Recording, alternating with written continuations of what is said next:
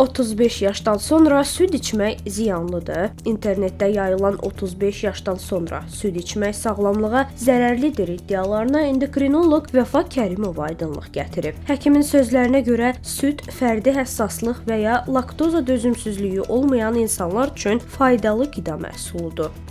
Hardansa bir xəbər eşidib onu paylaşanlar olur və bu ajotaj yaradır. Əslində elə deyil. Süd içmək heç bir osteoporoz yarada bilməz. Sadəcə biz bilirik ki, südün tərkibində süd çox zəngindir. Tərkibində zulal var, kaliy var, kalsi var və o çox faydalıdır. Hər bir yaşlı insan əlbəttə ki, süd içə bilər. Amma belə bir şey var ki, şəkərli diabet olan xəstələrinə biz yağlı süddən qaçmağı tövsiyə edirik. Süd yağlı olmamalıdır ki, şəkərini qaldırmasın. Hər şeydə süddən əlbəttə ki, istifadə edə bilər, amma az miqdarda.